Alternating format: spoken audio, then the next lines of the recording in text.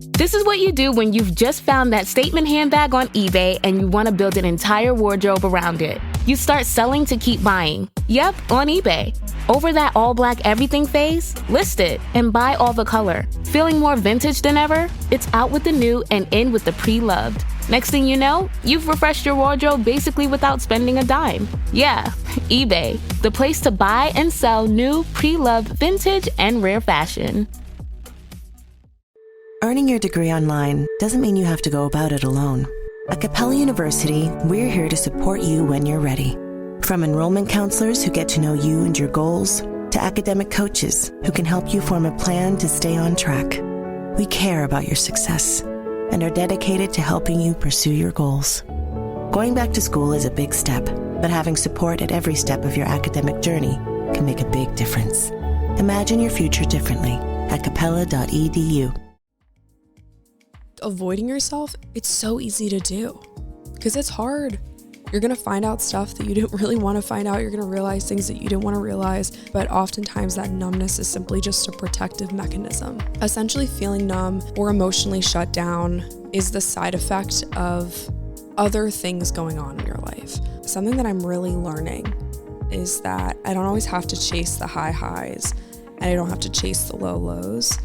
I can simply just be in the middle and be okay with that.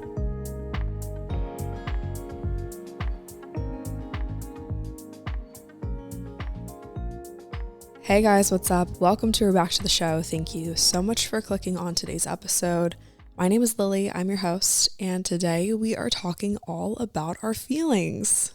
No surprise there, this entire podcast is pretty much just chronicling my feelings, but today specifically, we are going to talk about how to stop feeling numb and how to find little tiny bits of happiness in the mundane and whatever else just kind of like pops into my brain that I feel the need to share with you guys today. But before we get into all of that, I just want to say a huge thank you for all the birthday wishes and for helping me to celebrate 24, which is really cool and really exciting. And I really just feel all the love, and I'm just really grateful for you guys and really grateful for the people that I have in my life, because my friends and family just truly made this birthday feel like just so special.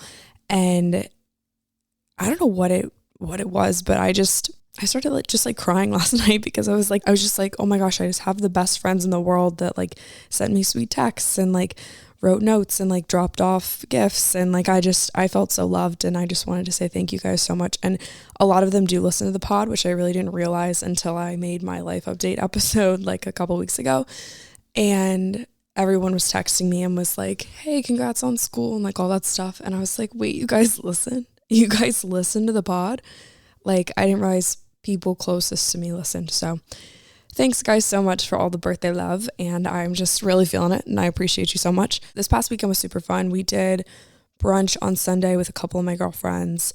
We went to Garden in Severna Park. Actually, I think it's pronounced Garten, like Gaten. It's like a German beer garden situation. It's super cute. So we did that, and then my friend Madeline made me a really yummy cake, and it was like a lemon gluten-free. It was super, super good. So if you guys are in like the Severna Park, Annapolis, Baltimore area and you need a gluten-free cake, reach out to my friend Madeline or just send me a DM and I'll send you her info, because she makes the best and yummiest cakes. And I keep telling her she needs to start a cake business. So this is her shout out. This is her plug. She needs to start a cake business, and you guys need to buy her cakes. So let me know if you need a gluten-free cake, because Madeline makes them and they're so good. And then, so that was Sunday. And we ended up going out to dinner. My mom was up, so we went out to dinner with my mom and Lexi. We walked around Eastport, and then we went to a place called Adams. I think it's just Adams on 4th. Yeah, that makes sense. Adams on 4th. And it was just like, it was just a bar restaurant situation. It was good. I got a piece of steak. And then on Monday, my actual birthday, we worked out in the morning. Okay, I gotta explain the disco ball helmet to you guys, because I had so many people swipe up on that Instagram story. Yes, I broke my Instagram break just for my birthday so I could post stuff. And I'm not usually like a big birthday. I say that, but I so am. I'm the type of person that's like, it's my birthday. Like, everybody pay attention to me. But other than that, I'm pretty humble. Anyway, The disco ball helmet, because so many of you asked about it. The disco ball helmet was something that Lexi wanted for her birthday. There is a season of Below Deck, I think it's Below Deck Down Under, where they all pass around this disco ball helmet, and like it's kind of the punishment if you're deemed the crew member that needs the most improvement for that week. You have to wear the disco ball helmet. So when I asked Lexi what she wanted for her birthday, she said the disco ball helmet, and so I got the disco ball helmet.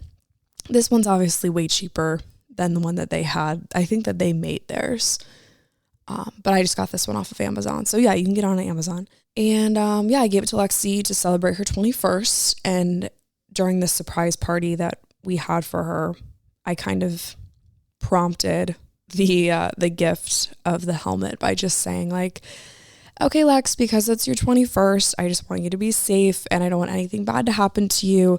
So I got you this present that will help you to be safe. And it was the helmet, and then everybody laughed and it was great. But she didn't wear it out. And I was like, girl, you got to wear the helmet out.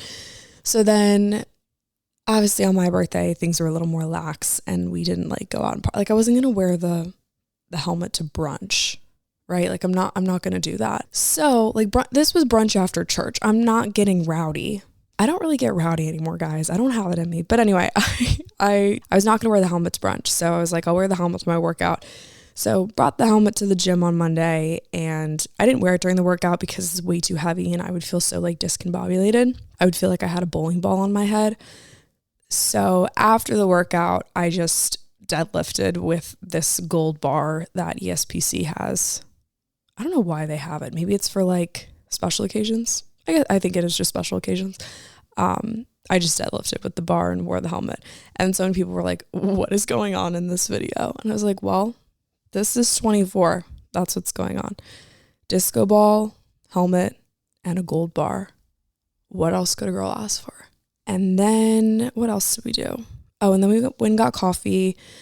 Oh, I had school. I had a ton of school stuff to do. So Lexi and my mom went shopping and I just sat in the house and did school, which I was so okay with because I was like, okay, I just want to chill, have some alone time. And you guys know how much I love being alone. So I just sat outside because it was such a beautiful day. Like Jesus really just said, here, happy birthday, have beautiful weather. It was stunning outside. And then we went out to dinner. We ended up just going to McGarvey's because we wanted to go to Agave, but Agave was not open on Mondays. So that made me sad. But we went to McGarvey's, sat outside, drank a bottle of Prosecco, and just had fun. So that was kind of the birthday. Oh, and then my mom brought up a cake from this bakery in Selbyville, Delaware called Sweet Disposition. And if you guys are in the Fenwick, Selbyville, Bishopville, Ocean City area and you need a cake for any reason or any like baked goods, check out Sweet Disposition. They have the best cakes. These are not gluten-free. So if you are not, if you can tolerate a little bit of gluten, which I am doing better with, but and obviously I'm like, it's my birthday, I'm going to have the Sweet Disposition cake. Okay, I'm going to do it. You kind of pay for it with a tummy ache on the back end, but it's fine. It's totally worth it. Before I started recording this episode, I did stand in my kitchen with a fork and just kind of pick at the cake. The frosting was so good, stunning, amazing, great. Sweet Disposition in Selbyville. You got to check them out. So that was kind of my birthday in a nutshell. And then this weekend, I'm super excited for this trip, but I'm also just like, I need a break from the celebrations, but we're going to Nashville.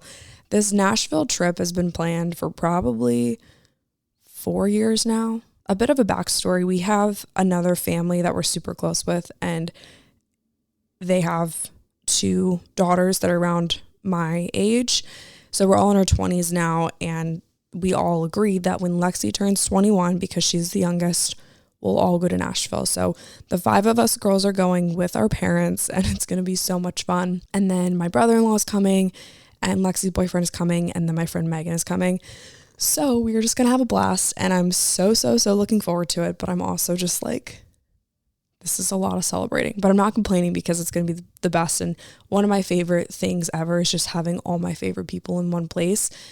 And I just know that it's going to be such a good time. So stay tuned for next week where I'll recap all of that, because that trip has been planned for years and it's just going to be such a good time. However, I'm still taking a break from Instagram. Like, I deleted it off my phone again, and I wanted to like share bits and pieces of Nashville because I just know that it's going to be fun. So I figured that it might be kind of cool to just post on the 80/20 Instagram, like a recap every day. We're going to be there for 5 days, which is crazy. Oh, I just can't wait to be like back in a routine. I don't want to sound like I'm complaining though, but like, do you ever just get, my introverts will so understand, like when you just feel like, okay, I need to just like have my routine and not have like things to do and not have to be social. Actually, no, you guys are pretty good. You guys pretty much understand where I'm coming from in every scenario. So you guys get my drift when it comes to being overly social. I'm kind of stressed out about it, but that'll be okay. Anyway, all that being said, I think I'm going to post updates on the 80/20 pod account instead of my personal Instagram. So if you want to see what is happening in Nashville, just follow 80/20 pod 8020 pod, and that is where all the fun will be, all on the podcast Instagram. We've broken the ice with a little life update, but now let's really just talk, just the two of us, about our feelings or lack thereof, because this episode is all about feeling again and how to work through feeling numb. And first and foremost, I just kind of wanted to preface this by getting us all on the same page about what feeling numb really means. And obviously, I only know from personal experience what this is like in my own life. So you all might experience this type of feeling differently, but it's even hard to describe because when you're like, oh, I'm just numb, you're not really feeling anything.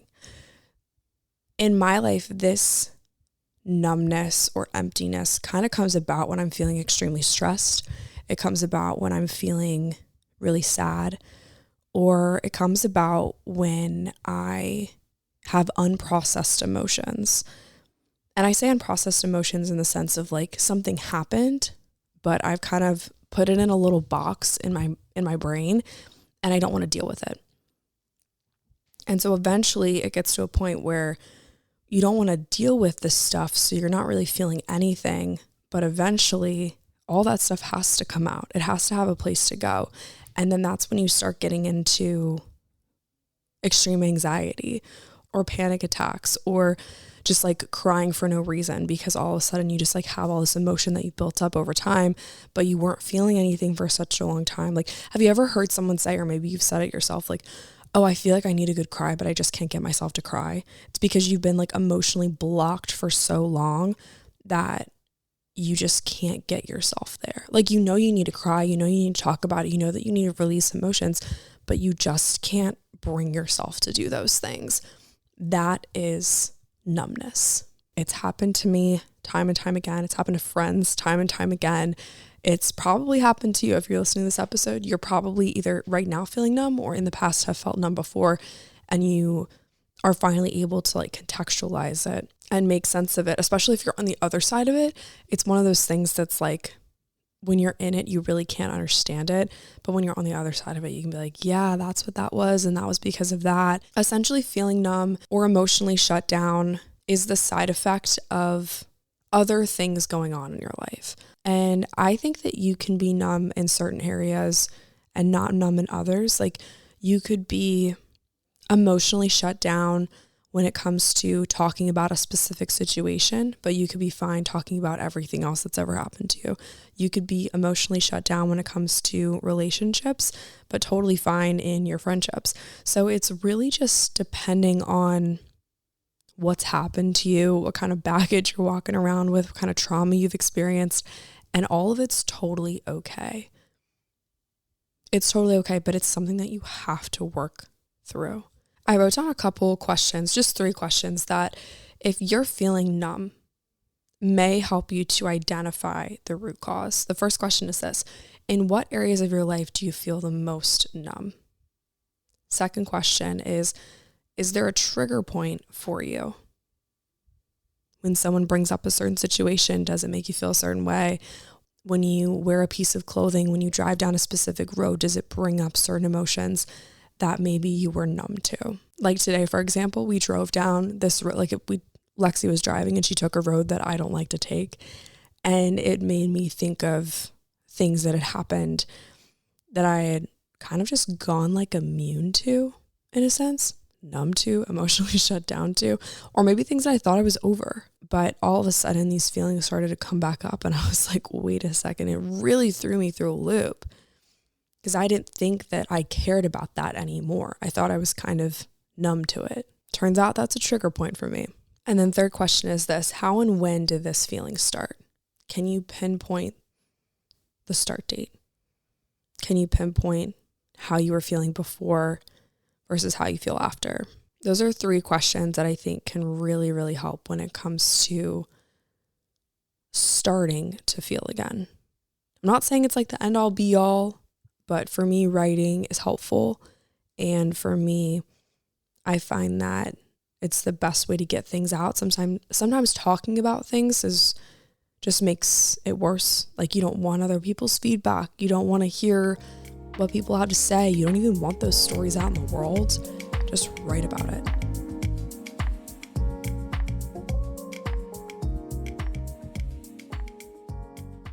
Something that has always been a contributing factor to my happiness has been feeling good physically.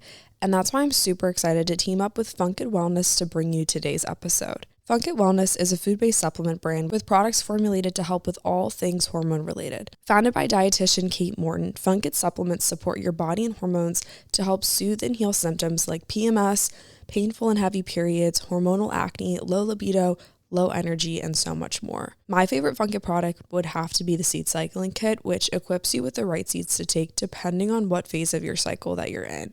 Seed cycling is a holistic way to balance your hormones throughout the phases of your cycle. I love eating the 2 scoops of seeds every day in a smoothie on top of avocado toast or mixed in with some yogurt as if it's like a granola. And I always take my seeds with breakfast because it has become a small little habit with a huge impact on my life. Since I started seed cycling, my acne has nearly healed. My nails are so strong, like I can barely even use my nail clipper on them because they're so strong. My hair is growing like crazy in the healthiest way.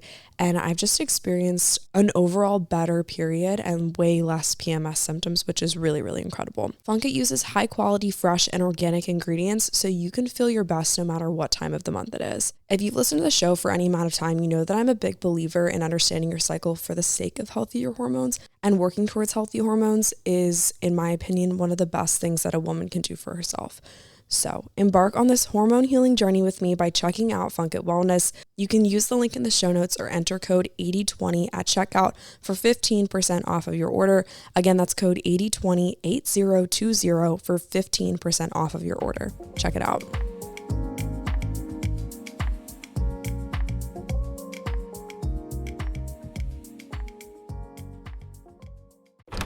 Sergeant and Mr. Smith, you're gonna love this house. Bunk beds in a closet? There's no field manual for finding the right home. But when you do, USAA Homeowners Insurance can help protect it the right way. Restrictions apply. This is what you do when you've just found that statement handbag on eBay and you want to build an entire wardrobe around it. You start selling to keep buying. Yep, on eBay. Over that all-black everything phase? List it and buy all the color. Feeling more vintage than ever? It's out with the new and in with the pre-loved. Next thing you know, you've refreshed your wardrobe basically without spending a dime. Yeah, eBay, the place to buy and sell new, pre-loved, vintage, and rare fashion. Something that I'm really learning is that I don't always have to chase the high highs and I don't have to chase the low lows. I can simply just be in the middle and be okay with that. And being in the middle doesn't necessarily mean that I'm numb. It just means that I'm like chilling. And it's okay to just be chilling. I don't always have to chase a high or chase a low. I think I feel everything so deeply that not feeling something deeply tricks me into thinking that I'm numb. Or maybe I really am just numb. Here I am, just psychoanalyzing myself.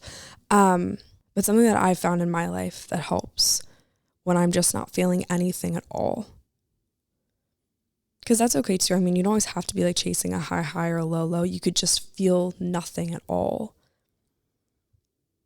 Something that helps when I'm feeling nothing at all is, as cliche as it sounds, hitting a really hard workout. Because sometimes emotionally, if you are looking for something, looking for a void to fill. There's so many options that you could go to feel or to not feel. That's a big reason why people start using substances, because they have an opportunity to feel or not feel, right? That's a big reason why people are like adrenaline junkies, because they get an opportunity to feel something like really real for 2 seconds and then go back to feeling nothing. So something that I like to do is hit a really hard workout.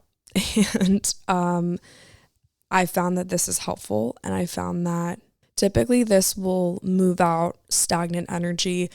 Just being able to like go for a run or lift a barbell or do something of that sort typically helps me out in more ways than I even think it does. When I used to spin a lot, like I used to have a SoulCycle bike and I would go to spin classes and stuff. And this was when I was like pretty depressed. And after those, like I would, not cry for like a week, but I knew I was sad and I knew I was stressed and I knew that like life was just really kicking me in the booty.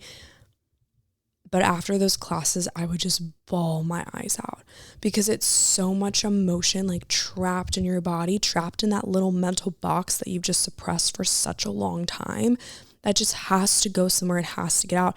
And so all of a sudden you just find yourself crying. But you did something about feeling numb. You tried to work out some of that suppressed emotion in a positive way instead of a negative way. Obviously, we can get into the whole like over-exercising thing, like been there, done that. You got to go read my chapter in the book, Deserts to Mountaintops. That'll explain a lot. If you haven't read it, I'll link in the show notes. But long story short, I think that fitness has been a huge outlet for me when it comes to feeling again, because I just push myself, and obviously you feel it in your body. Like you feel the barbell shaking over your head, or you feel your legs like about to give out on like a super heavy move, but you're feeling something and you've been chasing feeling something. So it's good. When I was writing this episode, I was doing a lot of reflection on numbness. And like I said, specifically in my own life, because that's really the only experience that I can speak to. But I found that a lot of numbness for me comes in as a way of protecting me from my own feelings. Oftentimes when I'm feeling the most numb, I'm not doing my journaling. I'm not reading my Bible, and I'm not really paying attention to the things that make me feel the most, because I don't want to feel it all. So one of the best things that I know that I can do for myself to start feeling again when I'm feeling numb is to write my journal and bring my fears and anxieties to God and just stop ignoring myself. Like avoiding yourself is it's so easy to do because it's hard. You're going to find out stuff that you didn't really want to find out. You're going to realize things that you didn't want to realize. But oftentimes that numbness is simply just a protective mechanism that you're using to keep you from understanding yourself on a deeper level. So what does it look like to feel again? How can you find little bits of happiness in the mundane or in the sadness? Maybe your life isn't just rinse and repeat. Maybe it's true sadness. Maybe you're really depressed. Maybe you're really anxious. Maybe you're really, really, really struggling right now. What would it look like to feel again? I've got 3.5 questions for you guys if you want to write in a journal. What would feeling again look like? What do you hope to feel, or what do you want to feel? Is it joy? Is it simply crying for the first time? Is it laughter? Is it a release of some sort? Can you list 2 things that bring you the most happiness? So those are my questions. That was probably like more than 3. I'll listen back and be like, no, Lily, that was like 2.5, but whatever. All right, let's chat about little ways to find happiness in the mundane, or in the anxiety, or in the depression. Because ultimately, getting yourself to a point where you can look at the sky and be like, oh yeah, it's cool that it's sunny today. That takes a lot of work. When you are so deep down in the dumps and you are emotionally shut down and just living in survival mode, looking up at the sky and being like, oh, that's a pretty sunset. That's hard. That's really, really, really hard to do. So as I list these things, don't think that I don't know it's hard, because I do. I know exactly what it feels like to wake up and be like, all I want to do is go back to sleep, because I don't think that the world needs me. Trust me, I know. So let's talk little ways to find happiness. I'm talking like micro moments of joy in your daily life. I think first and foremost, you have to practice some sort of gratitude. You have to find joy in things, or gratitude in things that are just in your life already. Because it's one thing to sit here and be like, well, if you won the lottery, then you could find happiness. Like, no, you have to be grateful for and find happiness in and find joy in the things that are already in your life. And I think that the best place to start is being grateful for what you already have. Even in your darkest moments, even in the toughest mental spots, there's got to be something to be grateful for. Even if you're just like, okay, I'm grateful that for some reason I'm up today. For some reason I made it out of bed. Like, these wins don't have to be very big. A win is a win. Maybe the win is you got to talk to a friend on the phone. Maybe the win is that you got to listen to your favorite song on the way to work in the morning. Maybe the win is that you got to grab lunch from your favorite deli or something like that. I don't know. These little tiny wins could be the gateway to understanding what makes you the most happy, and could be an opportunity to just practice gratitude and see that even though things might be hard, even though you might not feel your best or feel your happiest, there's still little bits of joy in your daily life. There's this theory that I saw going around. It was like the blue mind theory. And growing up by the water, it just makes the most sense that being by the water makes you happier. And I'm very blessed that I do live by the water. I mean, I live in Annapolis. There's just water almost everywhere you turn. But I really find joy and find happiness in being by the water. And I think that it brings me some sort of clarity. I think that being in the water brings me clarity. When I was my most anxious and my most depressed, I would hop in the pool. I was a swimmer growing up, and so that just brought me so much clarity and so much peace. I think that not having people in your ear, not having music, not having a screen in front of you, not being like overstimulated, just something about being in the water was so calming, because it's just you. It's just you. So in my season of my most depressed, my most sad, my most anxious, my most stressed, I found so much clarity in the water.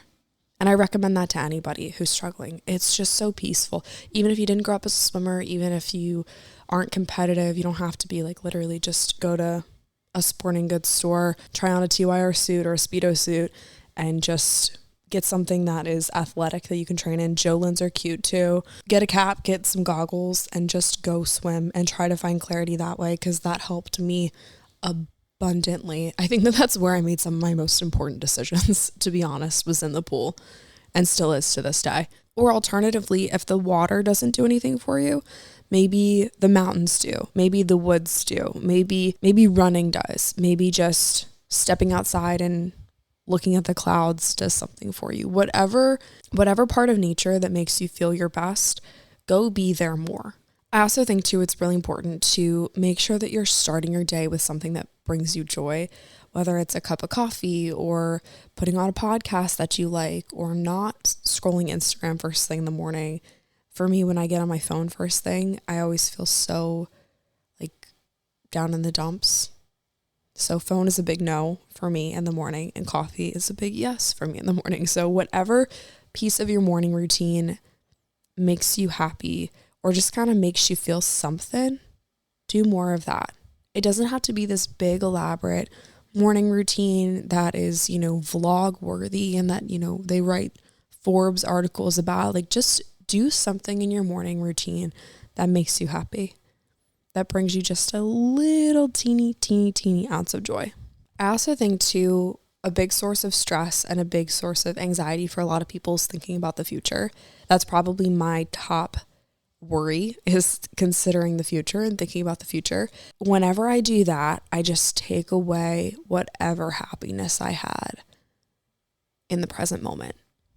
Whenever I start worrying about like career this, future that, dating, kids, relationship, future house, future car, just like all this future stuff, whenever I start thinking about that, it takes away my present joy. So whatever you do, I highly, highly recommend trying your best not to get overwhelmed with the fear of the future. Because the future is going to happen regardless. All those things are going to happen at some point in life. It just might not necessarily be on my timeline. It might not necessarily be in the way that I thought it was going to go. But it's all going to happen. So what's the rush? And all I'm doing is inhibiting the present moment from being the present moment. There's something so cool about just being here in this moment and being where your feet are. And even if it's not necessarily a great season of life to be in, it's your current season and you are there regardless of whether you want to be there or not. Obviously, it's good to have goals and aspirations to change, no doubt about it. But you got to be present. You got to be mindful of where you are right now. And lastly, I think it's important to spend time doing things that bring you the most peace. And for me, that is simply sitting in stillness. I kicked off this episode by talking about all these things that I have on my calendar and how, I'm going away this weekend and I'm feeling a little bit overwhelmed. And that's really just because I find the most peace sitting in stillness and not having a busy, overwhelming calendar and not being like, I feel like I'm not an antisocial person, but I just get anxious thinking about social situations, and that's weird. And I don't know necessarily why. Like, I don't have social anxiety, but I'm just feeling overwhelmed at the idea of being like overly social. And that's okay. Because the thing that brings me the most peace is just sitting in stillness. And whatever brings you the most peace, you have to do more of that. And you have to find ways to inner work that peace into your daily life. So for example, this weekend, I'll get up in the morning and I'll have my coffee by myself. I'll read my Bible. I'll spend time with God. I'll write in my journal, and then I can start my day. Then I can be with people. Then I can be like nice to others and play well with others because I've checked my boxes. I found my peace first. It's kind of like, when you're on an airplane and they say you got to put your oxygen mask on before you can help others. Same thing applies here. You got to find your peace before you can help others, before you can spend time with others, before you can be the person that people need you to be. You got to fill your own cup first. You got to find your peace. So whatever that looks like for you, whatever brings you the most peace, you got to do more of that. All right, you guys, that is it for today's episode. I hope that you enjoyed it. I hope that it brought you a little bit of inspiration and just letting you know that you're not alone and that life is hard and that you got this. And I'm cheering for you, rooting for you, and I'm in your corner. Love you guys lots. Have a great rest of your week, and I will talk to you soon.